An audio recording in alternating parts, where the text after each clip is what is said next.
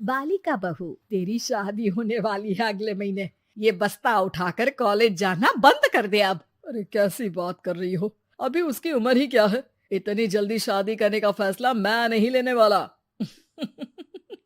फैसला लेने के लिए तुम्हें कहा किसने है? अरे मैंने कह दी शादी है तो है अगले महीने।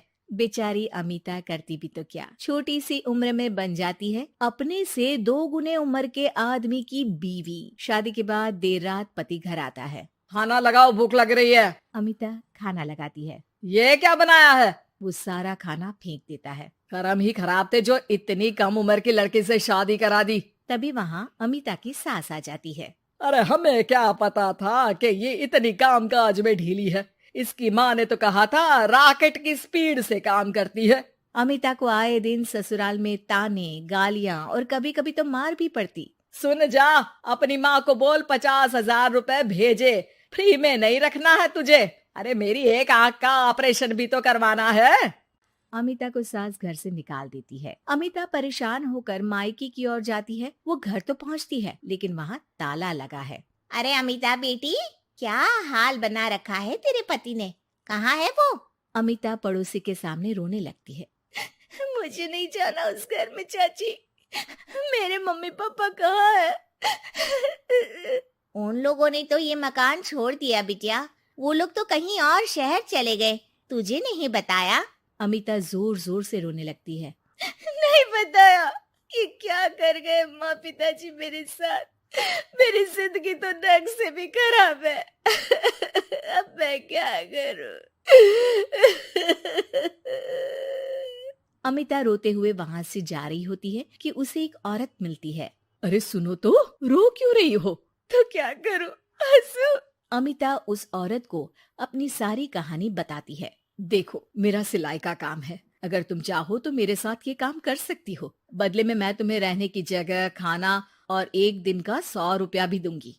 अमिता कुछ सोचती है और फिर उस औरत के साथ चल देती है। अब क्या था, अमिता की जिंदगी अपने मायके और ससुराल से दूर एक नए सिरे से शुरू होती है। रहना खाना फ्री होने के कारण अमिता रोज का पैसा बचा लेती। वो आसपास के लोगों के भी कपड़े सिलने लगी। और एक दिन सिलाई सेंटर की एक औरत कहती है, अरे वो साड़ी की कंपनी है ना, वो बिक रही है। पास बैठी अमिता सारी बात सुन रही थी। हाँ हाँ, बिक तो रही है, लेकिन उस बंद पड़ी मनहूस कंपनी को खरीदेगा कौन? तभी तो इतनी सस्ती बिक रही है, लेकिन कोई खरीदार नहीं है। फिर भी कितने की बिक रही है? अरे पूरे 5 लाख में मशीनों के साथ। लेकिन यहाँ कोई लेबर काम नहीं करेगा। पुराने मालिक ने किसी को पैसे ही नहीं दिए। उन लोगों ने कहा है कि जो नया मालिक आएगा वो लोगों को पैसा देगा। 5 लाख। अमिता घर आती है और अपने पैसे गिनती है। पूरे 3 लाख। अमिता सिलाई सेंटर वाली उस औरत के पास जाकर कहती है, चाची, मैंने इतने साल की कमाई में ये पैसे जमा किए हैं।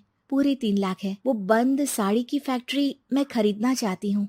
अरे अमिता, पागल हो गई हो क्या? वो 5 लाख की बंद मनहूस फैक्ट्री खरीदेगी, फिर लेबर का बकाया पैसा देगी, और वो फैक्ट्री चलेगी कि नहीं ये भी कोई नहीं जानता। लेकिन अमिता नहीं मानती। वो उस औरत से कहती है कि वो उस फैक्ट्री को खरीदना चाहती है और खरीद कर ही रहेगी। औरत भी अमिता की मदद कर देती है और फिर अमिता के नाम एक साड़ी फैक्ट्री हो जाती है। शुभारंभ वाले दिन अमिता लेबर से कहती है, मैं इस फैक्ट्री को दोबारा खड़ी करना चाहती हूँ। आप लोग इसमें माहिर हैं।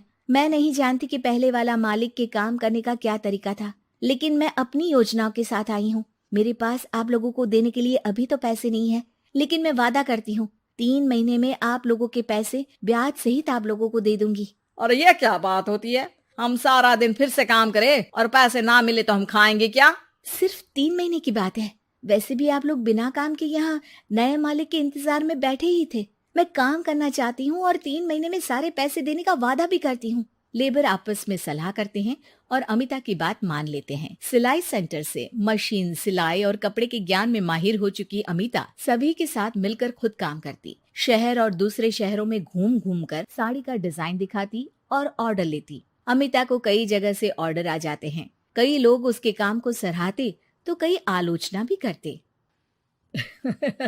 अरे बड़े बड़े व्यापारी बैठे हैं, यहाँ तू कहाँ टिकेगी? लाओ दिखाओ कैसी साड़ी बना रही है तुम्हारी फैक्ट्री।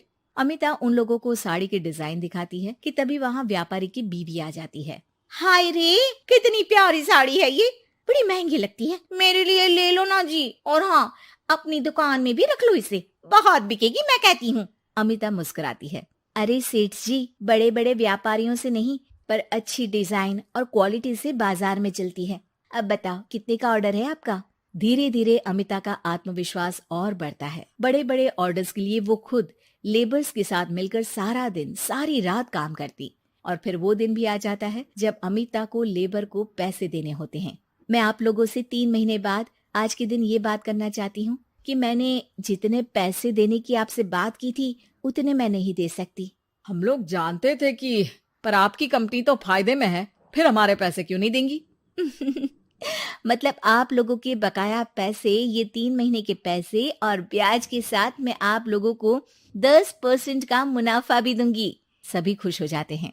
मेरा कोई परिवार नहीं है, लेकिन दिन रात आप लोगों के साथ काम करके मुझे आप लोगों में ही अपना परिवार दिखता है। अमिता की फोटो पेपर में छपती है। उसके बिजनेस मॉडल को पढ़ने के लिए कई बच्चे भी उसका इंटरव्यू करते हैं। अब अमिता 1 से 2 और 2 से 4 फैक्ट्री खोलकर देश में बड़ा नाम कमाती है।